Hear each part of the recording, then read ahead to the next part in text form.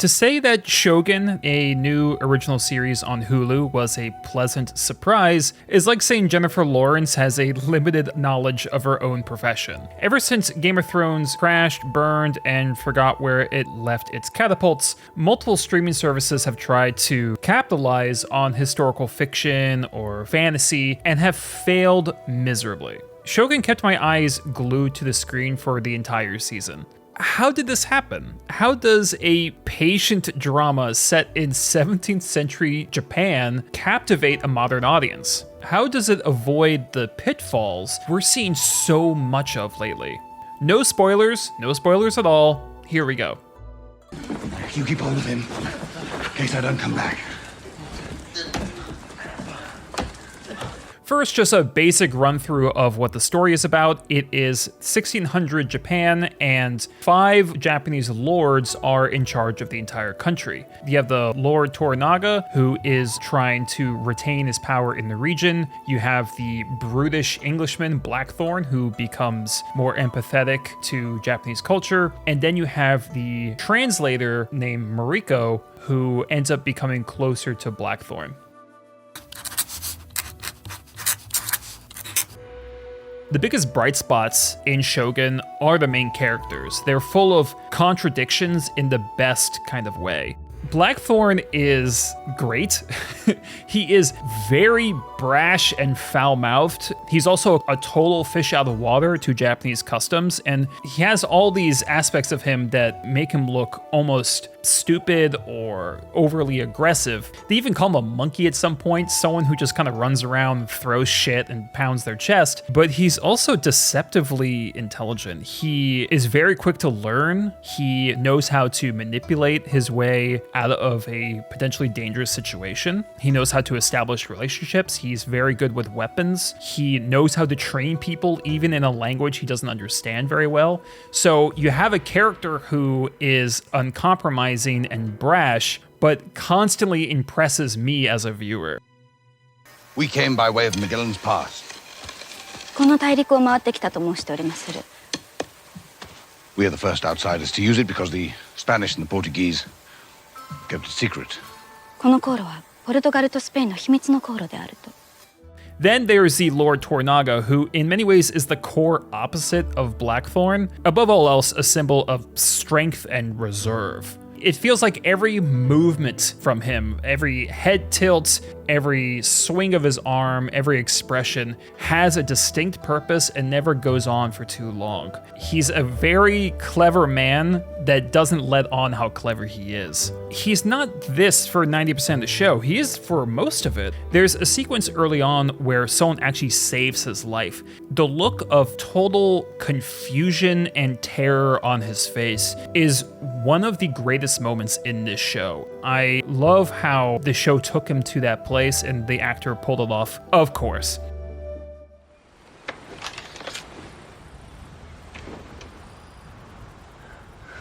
あやつを殺してしまおうと思うたことは何度もあったが思いとどまった。 Mariko is probably the best shining example of how this show isn't your unfortunately standard woke and go broke series. She is not a modern girl boss that diverts from the time period or stops a scene dead to deliver a fucking one-liner. Also, she is not a simple one-dimensional love interest. Instead, she's a fully realized character with her own flaws and desires. She lives in a kind of nightmare of self-penance. When she has those glimmers of happiness, they're just as potent as when Toranaga has those moments of fear.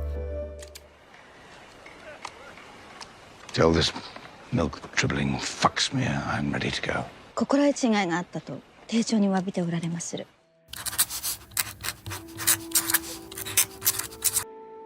Okay, so I know this sounds like I'm exaggerating, but honestly, I am appalled at the costume design in some of these shows. The recent Avatar adaptation on Netflix, what the hell happened? The colors aren't even the problem. It's that everything looks fresh and pressed and unworn. There's no fading, there's no scuffs in the fabric, zero imperfections. And it's like the actors walked out of their trailer and put them on minutes before the take. It's so distracting. When it comes to world building, the details are what creates the doubters and the believers.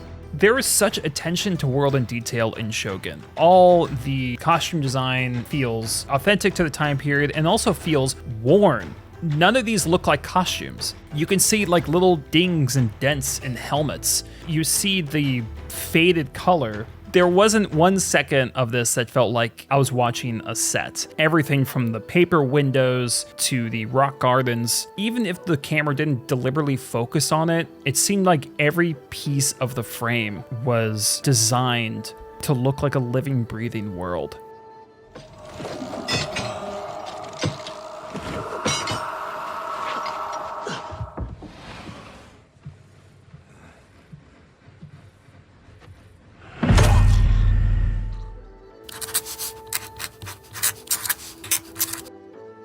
Big thing that Shogun does, and something I really wanted to talk about in this video, is how Shogun avoids the modern lens.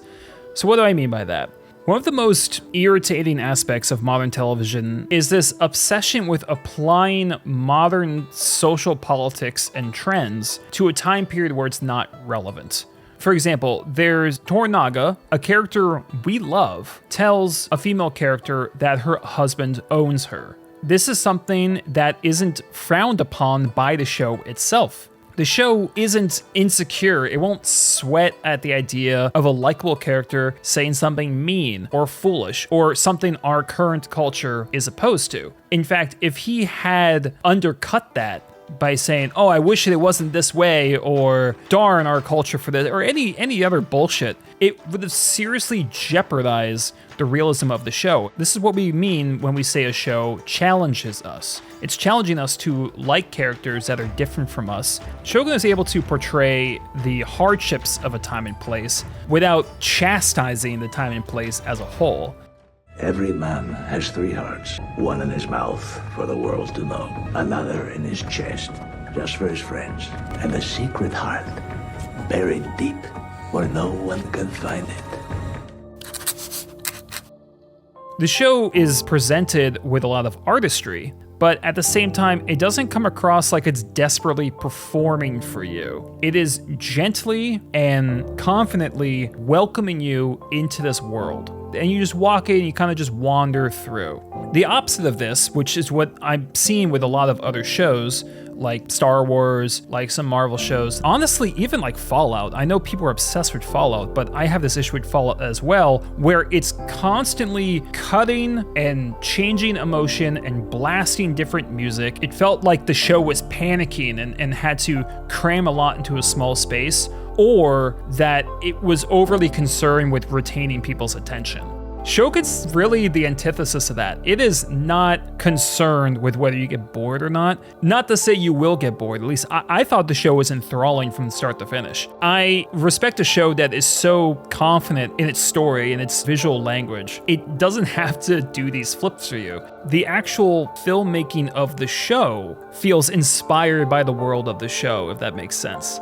You know, I can't think of a single moment in this show that took me out of the universe. I guess I could sum this up by saying Shogun is more Johnny Carson. Marvel and CW shows are more like Jimmy Fallon. Jimmy Kimmel, is there a show that's a total prick? Velma? Yeah, that's fair. It's a beautiful show in more ways than one. If you haven't seen it, go watch it.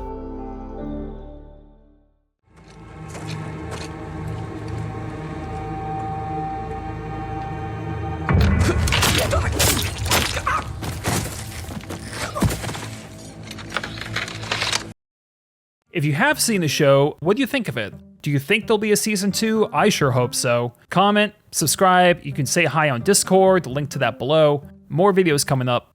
Thanks for watching.